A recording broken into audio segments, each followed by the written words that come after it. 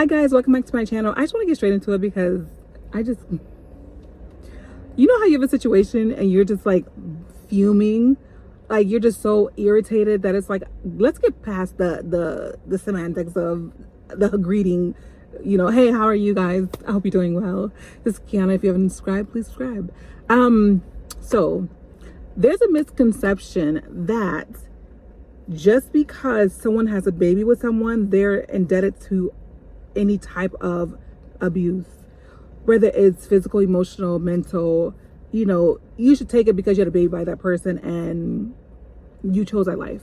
These are the very interesting comments I have. I have to choose my words carefully because you'll get flagged for anything nowadays on this platform. But people in the comments who feel the need to say things that are so illogical, clearly, one, they don't understand, maybe. Two, they've never been in that situation before. Three, they just like to talk to hear themselves talk, which we all know what that is.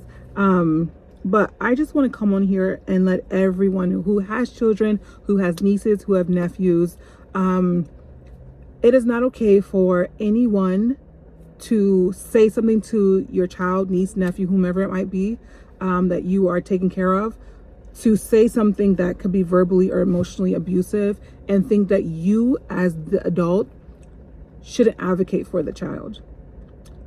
As a caregiver, it is your job and your responsibility to advocate for your children. Our children are, and these children, I guess under 21, they're still developing. They're trying to get to know who they are, get to know the customs of the day-to-day and what they're learning.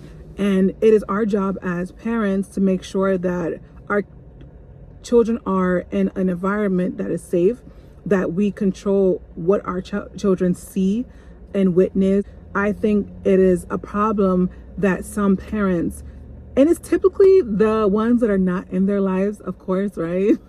The ones who got so much to say but never is that present, or the ones who do exactly what the court says and only do what the court says and don't do anything else, as if the child doesn't exist the days they don't get them. For those parents, if you're watching, which I'm sure you are, do better.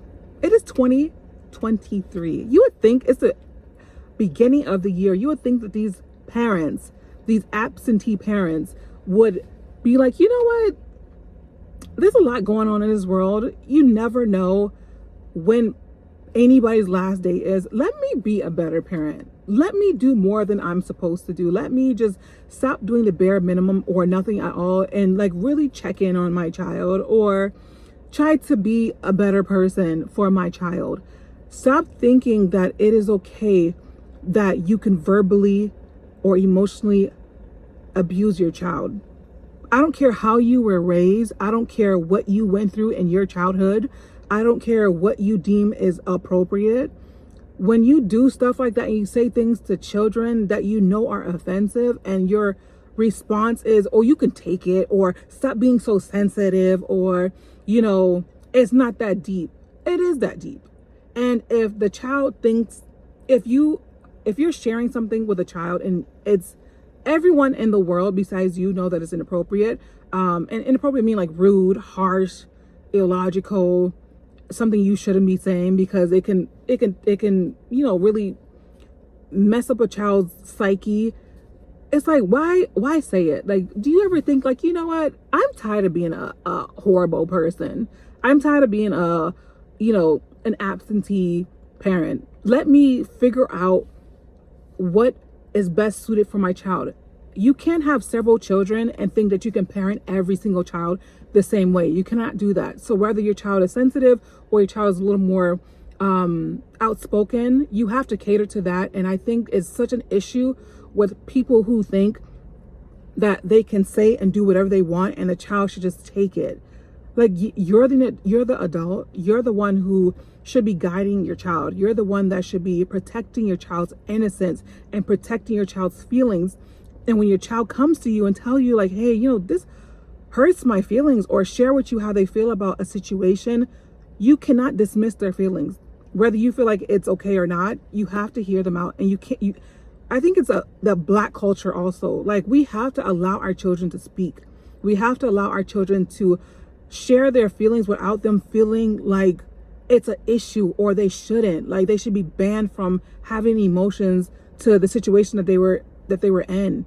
And that's something I really had to learn, because we're in a culture where, you know, sit down, don't talk, you know, don't let me, I should be able to see you and I hear you. We're in that, we have that. That's what we went through as children. So why we know we didn't like the way that felt. So why then would we do it to our children? I think that is very illogical. And it sucks that there are so many situations where these young girls really yearn to have relationships with their fathers, and their fathers don't see that. They don't see the importance of them being in their lives and pouring into their children's life, like pouring into the man of God, or the man that, you know, that caters to their feelings, that allows them to be vulnerable with them and open up to them so that they can really understand how a man should treat them. Because girls need a father figure, or they need a father in their life so they can know, like, I need to be treated like this. This is how I want to be treated. My daddy treated me like this. And so I accept nothing but greatness or perfection from a man. Not perfection, but I expect nothing but be treated like a queen from a man. But when you have these men, and some of these men in these young girls' lives, it just sucks because they are so evil. Like, they're so mean and hateful. And it's an issue with a lot of, I'm not gonna say just men, whether it's a man or the father or the mother who don't like the opposite parent. They feel like it's okay to then bash the other parent to the child. That makes no sense. Whether you like or dislike your child's other parent, never talk bad about that parent to the child, because you're going to look slow. Because the child only will be gullible for so long, and they'll only let the child figure out for themselves who that parent is, whether they're in their life, whether they're not in their life.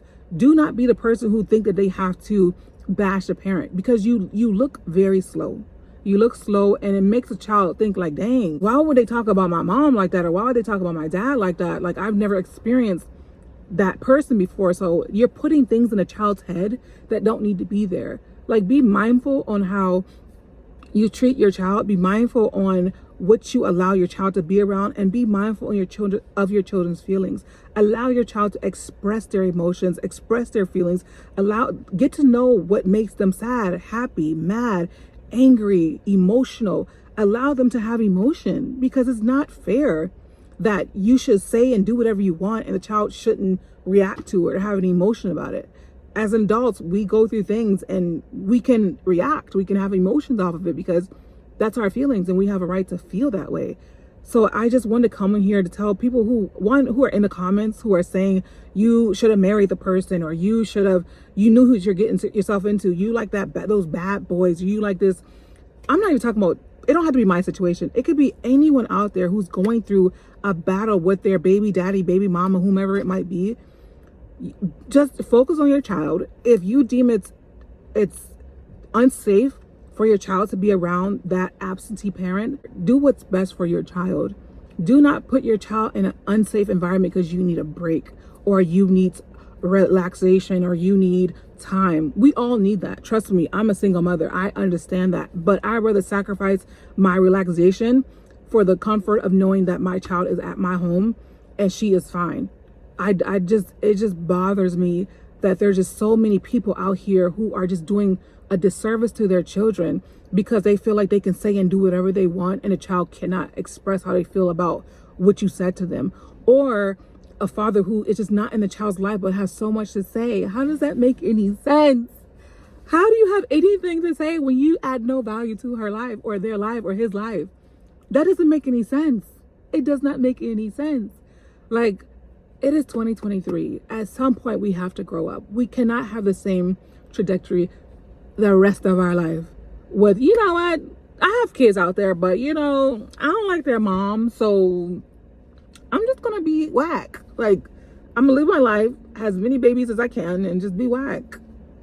Aren't people tired of doing that? Even women who just keep having kids. Why? You're not taking care of your kids. Why do you keep having children?